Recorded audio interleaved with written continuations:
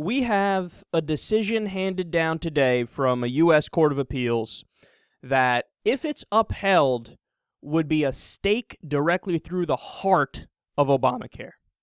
Now, this story did not get much press beforehand because nobody thought it was a legitimate case. We covered it a few months ago, though, and at the time I warned you that the case could easily go in the wrong direction because it's a majority conservative court. I mean, we have a Bush 1 appointee on the court and a Bush 2, and again, overall, it's a conservative court.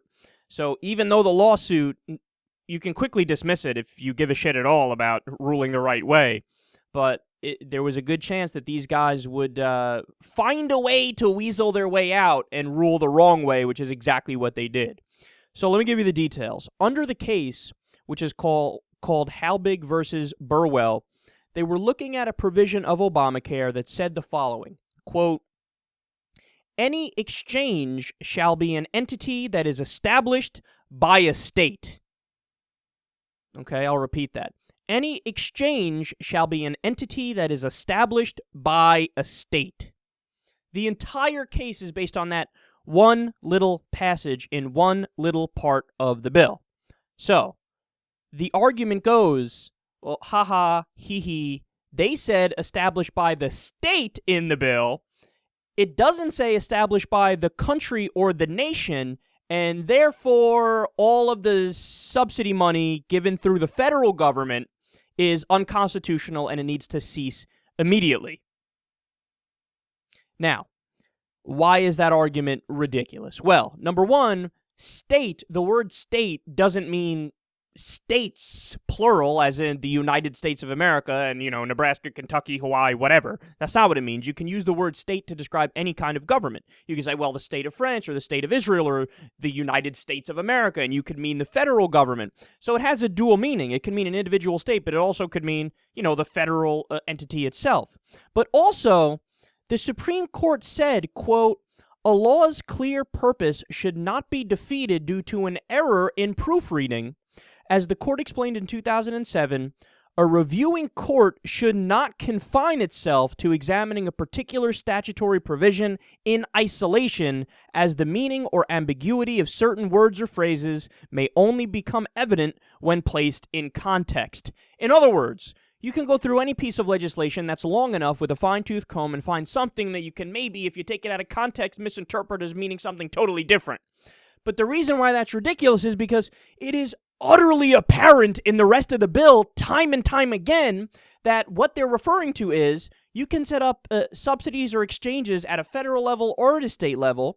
And again, it's obvious in literally every other way, shape, and form. The bill makes clear that the federal government is authorized to do subsidies under the law. So let me give you one example, but I can give you many.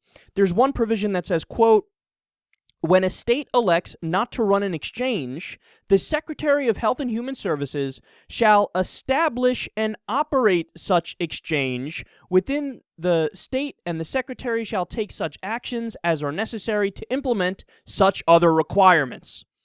So, I know that sounds like a bunch of legal mumbo-jumbo, but what that means is, in the absence of the state doing the right thing in accordance with the law, the Affordable Care Act, the federal government is authorized through the Secretary of Health and Human Services to step in and pick up the slack. And it allows the federal government to basically fix problems if the states screw them up on an individual level. Now, I should also mention the law originally mandated that states, all 50 of them, have to create their own exchanges. That was the original law. Okay, but the Supreme Court, in one of their rulings, said, no, the federal government can't do that. The states are allowed to, if they want to, opt out of setting up their own exchanges. So when the Supreme Court ruled that, that's when the federal government said, okay, that sucks, but we will come in, and in all the Republican governor states that they're not willing to, accept the exchanges and expand Medicaid, we will pick up the slack. The federal government will pick up the slack, and we will have federal exchanges for people to buy their health care. So what we're looking at here is a situation where the Supreme Court struck down the original bill, and said, no, red states can opt out of creating their own exchanges. And then, based off of that ruling, we have the appeals court saying, no, the federal government can't pick up the slack where the states decided to be douchebags. Yeah, but if the original law wasn't fucked with in the first place, this wouldn't be an issue anyway. It's because the Supreme Court fucked with the law in the first place that the appeals court can now step in and say, oh, well, we think you're misinterpreting the law wrong and that the federal government isn't allowed to do any subsidies for it. See, this is the scary thing, man. If they isolate this one passage and they interpret it wrongly as if to say the federal government can't do any subsidies, Obamacare is dead. Obamacare is dead. And I have facts on that too. Quote, 6.5 million Americans will lose their ability to afford health insurance, and premiums would increase by 75% if the decision is upheld. It renders the law useless. The exchanges are useless because there are federal subsidies that people get under the exchanges. So if you get rid of the subsidies for middle-class earners, you know what happens? The healthcare is just as expensive as it was beforehand when there were no subsidies, and it's fucking cost prohibitive, and people like me, for example, wouldn't be able to afford healthcare.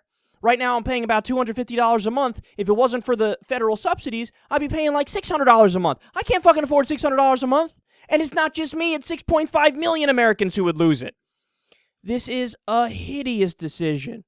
Now, the only good news is the Fourth Circuit Court hours later handed down a decision on a very similar case, and they came to the complete opposite ruling.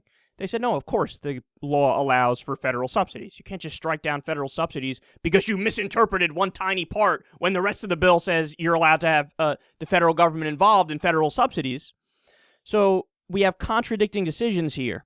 And to pivot back to the bad news, that means it almost certainly will go to the Supreme Court, and the Supreme Court has a mixed record on the issue of Obamacare.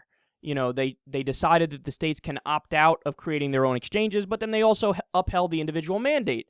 So it can go either way in the Supreme Court. So yet again, we're right back to square one, and we need to hold our breath and hope that Obamacare can still survive the all-out assault and onslaught coming from the right, even though empirically they are rather frivolous lawsuits.